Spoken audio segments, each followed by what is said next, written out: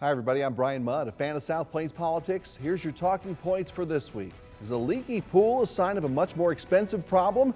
A Lubbock councilperson says the closing of the Montelongo pool is that red flag. And is this finally what the Lubbock County Expo Center will eventually look like? A latest in a long list of project updates. From the studios of KAMC Television in Lubbock, your local election headquarters. This is Talking Points with Bryan Mudd. Thanks for being with us. Also this week, transparency.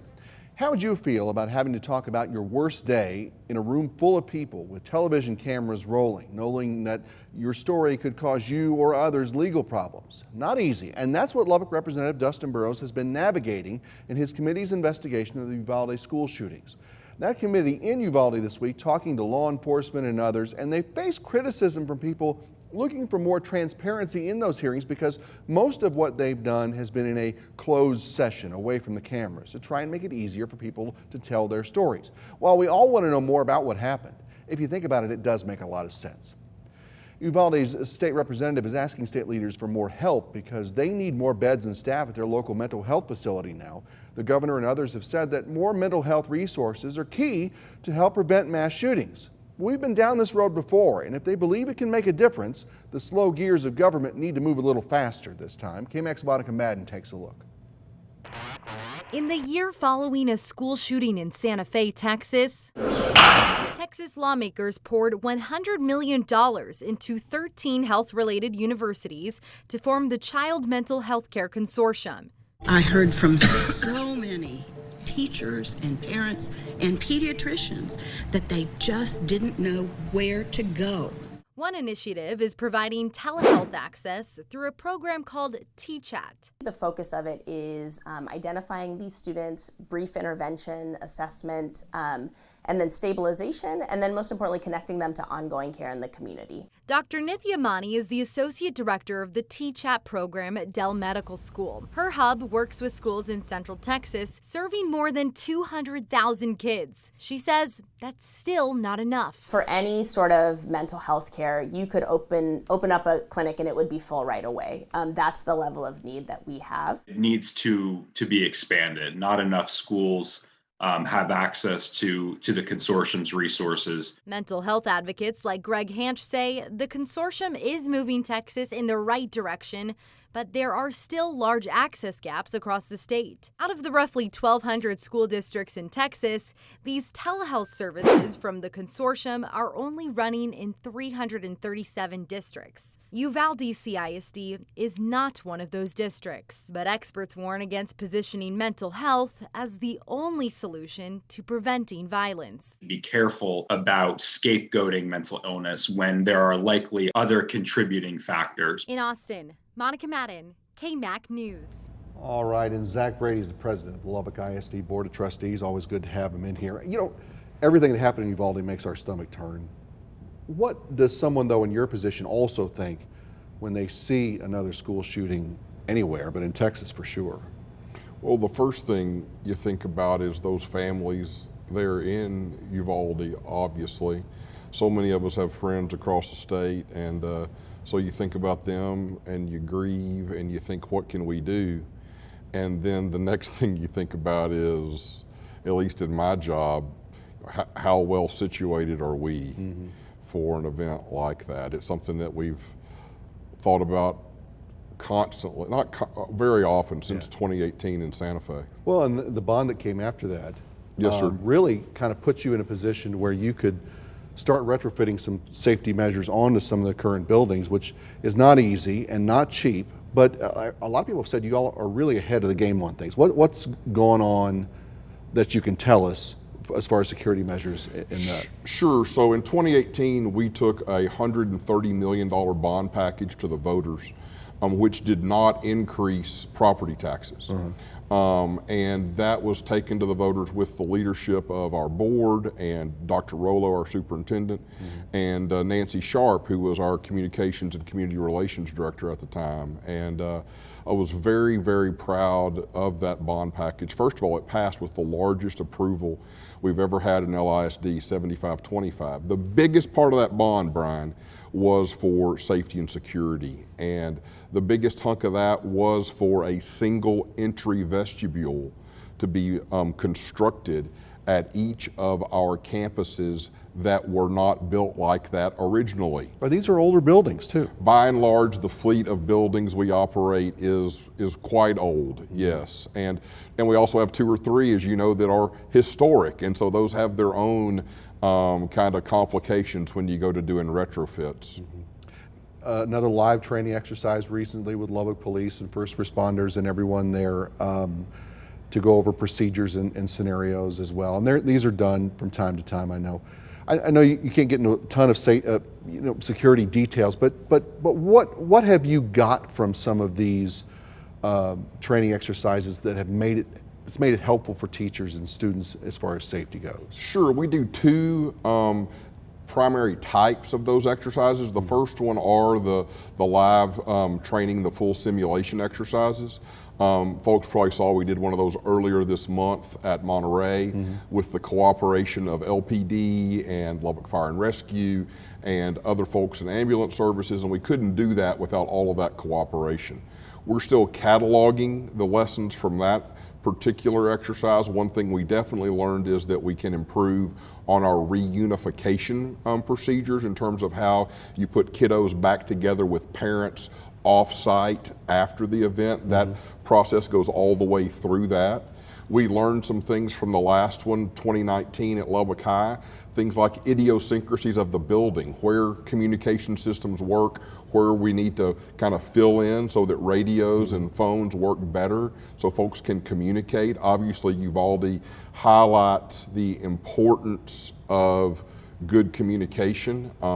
You learn those sort of things, and you just try to catalog those lessons and put them to use. The other thing that we do on a regular basis is what we call a school safety audit. And that's where we send a team of folks unannounced to try to get in a building other than by the uniform standard method. And every time you do that, you learn something about what's going on that campus. As you know, we have this idea that's grained into each of us growing up in West Texas that we want to have an open door and we want to be welcoming to folks, and it's tough to work through that and try to help people understand that safety is so important that we have to follow a different procedure, and that's a real cultural kind of thing for us to work through, and those safety audits are a great way to do that. And I know you've done some steps in the past to try to make just the verbiage of what kind of security issue you may have clear to everybody at one time. That's another thing Uvalde pointed out, unfortunately, is that it's really important to have common language, right? And so every teacher, every student at LISD has a name badge, right? I know my kids didn't like having to wear them when they were in school. Right. But starting in 2018, we went to another card on the back of that name badge, and that card has all of the different states that you can be in an emergency, from secure to lockdown to evacuate to hold. And it's precisely what those mean. What to do, right? Yeah. For instance, if it's a hold, that might be there's something going on in the neighborhood that doesn't affect the school, so you stay where you are, right? And so those sorts of instructions are right there on those cards so that every student and every teacher knows what those different terms mean. And more importantly, when we're in a crisis, you got it to refer to. Right. I guess the bottom line, if I'm a parent watching what happened in Uvalde, the question I would have would be, hey, our officers aren't going to wait around for 30, 40 minutes outside while they get their act together if someone happens to get in a classroom, are they? Well, the folks I know sure aren't. Yeah, that's good to know too. You know, I don't want to, I think that, we've got to investigate what happened in Uvalde more, and I think that folks, including our own Dustin Burrows, are leading that sort of thing, and that'll get figured out, but I don't think we'd have that issue here. I sure hope not. You know, state lawmakers had some ideas for mental health services for kids in the past in response to these sort of things, particularly in 2018. There are new proposals now for Speaker Phelan that's already been brought up. Has that worked? Is it enough? Are the right kind of things happening as a result of some of that? We have found that the mental health programs that have been enacted both at the legislature and that we've done on our own or in partnership with Texas Tech do in fact have a very positive effect. And it really is a mental health issue. And we look at these things not just from a homicidal threat, but also from a self-harm threat as well. And so we look at both of those things together and try to have resources out there for mental health, both for our young people that are dealing with some mental health issues on the depression and self-harm front, and also obviously with any violent tendencies. You treat those differently, but both of them need to be identified earlier on to prevent a tragedy. Definitely. So hey, before you go, budget season's starting to wrap up for you guys, and Yes. we've got a new one ready to go. Haven't set the tax or made the tax rate official yet. What can you tell us about what to expect here? So what I can tell you about the school district portion of your taxes is that that tax rate is going to go down. The thing to remember about school district finance that's different from other units of local government is that our yield from that tax rate will go up a little bit, about $1.8 or so million because of the valuations going up. But as our yield goes up, our funding from the state goes down correspondingly. And our funding from the state wouldn't go up if we cut the rate to leave it flat. So LISD and other districts who receive funding from the state are in a little bit of a Hobson's choice there, but you will see the rate go down. We continue to have either the second or the lowest overall tax rate in the county at LISD. It's something we're very proud of. One thing I do want to add at the end, I think it's important for the voters to know that we're going to have 75% of our campuses where those vestibules are complete before the beginning of the next school year. And by the beginning of 2023 in the fall, those will all be in place. Nice. That's definitely know that money's being put to good use. Quickly, salary raises for staff this time around? Yes, the new budget included a 3% raise from the midpoint. As I said this morning in our board meeting, we know it's not enough, but we also know it's all we can do. Quite frankly, without the federal help that we got related to COVID funding through ESSER, it would have been difficult, if not impossible, to do a raise this time. The fact of the matter is we're in a declining enrollment situation. There's been kids that we lost after COVID that haven't come back, and that's a situation we're seeing in urban districts across the state. And smarter people than I are trying to figure that out, but we've got to get that enrollment moving in the right direction for our district long term. Zach Brady, president of the Lubbock ISD Board of Trustees, and he's a pretty smart guy, don't let him kid you. Thanks for coming out. Thanks, Brian. It's straight ahead. The political rookies on the Lubbock City Council start to earn their stripes, although Christie MartinezGarcia had worked at City Hall before. We'll talk to the new District 1 council person about a different kind of learning curve, though, in her first few weeks on the new job. Next on Talking Points. You're watching Talking Points, a focus on the political scene in Lubbock and across the South Plains.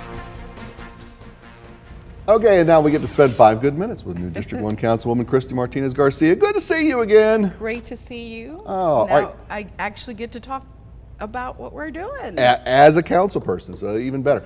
Well, look, we've had a few tours of city facility this week on the bus, and we had few meetings under your belt now. You feel like you're getting a better handle on all the little things that you're going to be dealing with and making decisions about and voting on. I know you had some idea before, but different now, of course. Well, for me, I think it's important to put a face on what is often considered a faceless bureaucracy. So I'm an early riser, and so I've scheduled, my day where I can include City Hall at significant times, meeting with different departments, getting to know what I believe is our best asset, the staff, the employees, and loving to hear their input and then asking them what's happening in my district or what's not happening and how can we fix that.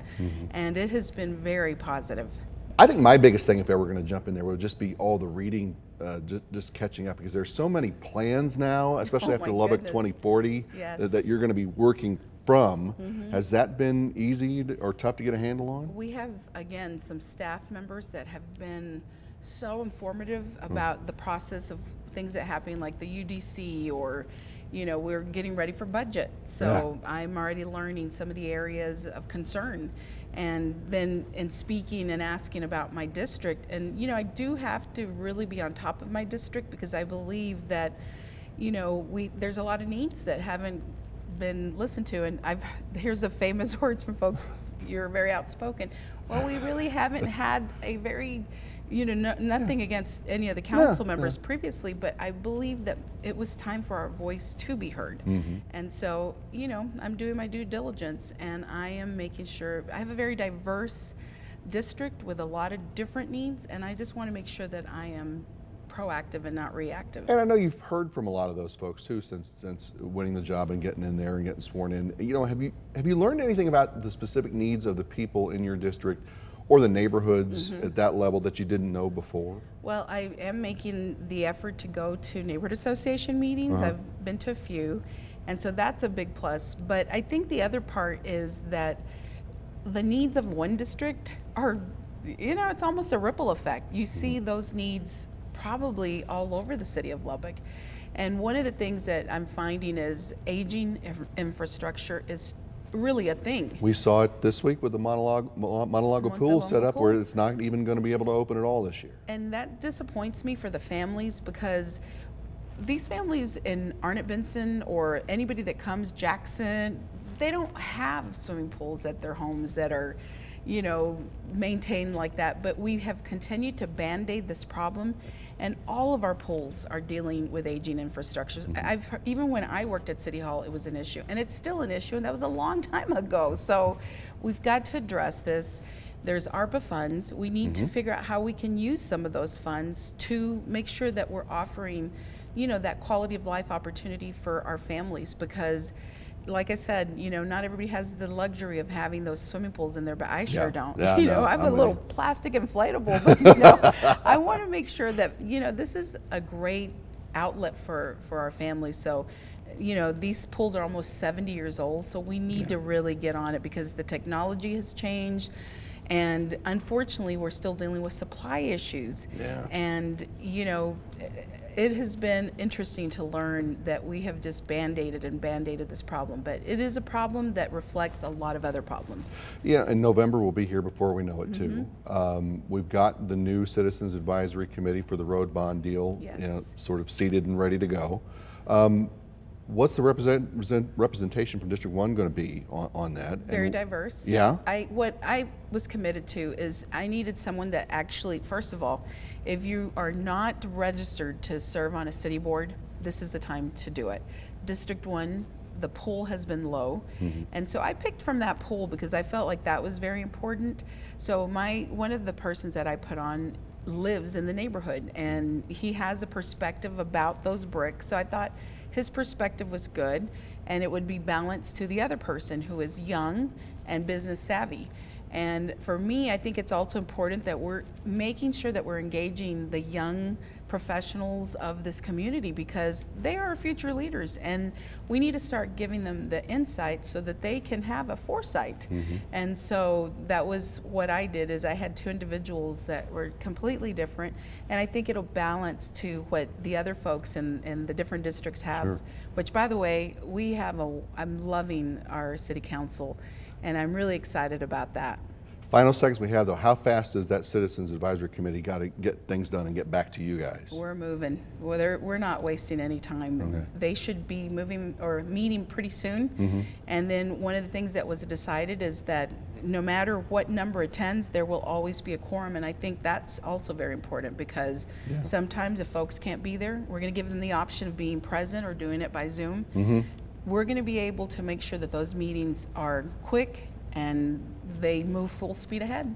Like it. Christie MartinezGarcia, new councilwoman for District 1. Thank you. Good luck moving forward. You know it. And like I told you, this is God's timing, and here I am. I'm doing his work. Right here on the Talking Point Show. Happy Father's Day, by the way. Thank you. And straight ahead, delays. The Lubbock County Expo Center has been a bumpy project, to say the least, but maybe some movement in a positive direction. It's next on Talking Points.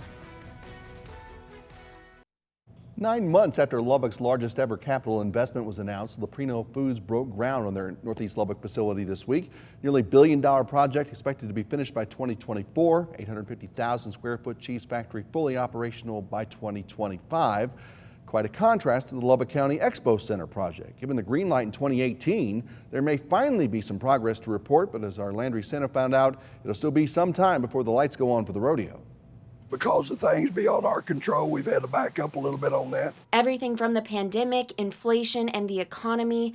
And while it's taking longer than they hoped, he says everything is slowly getting back on track. So the infrastructure to begin the work on the Expo Center is done. We're hoping within the next 90 to 120 days to have our financing package, our naming rights, all of the things involved with that we would have that pretty far along. He says making a project of this magnitude come to life takes a lot of work in timeless hours, which is why they've broken up construction into 3 phases.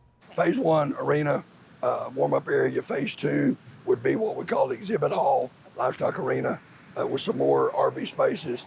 And phase 3 would be the equestrian barn, where we'd have the equestrian events. And as far as the timeline goes, we would hopefully break ground by the end of 2022. From there, it's about an 18-month to 24-month completion time. Which means we could be stepping in the Expo Center by the beginning of 2025. We'll see. Landry Center reporting. We'll be back with a final word.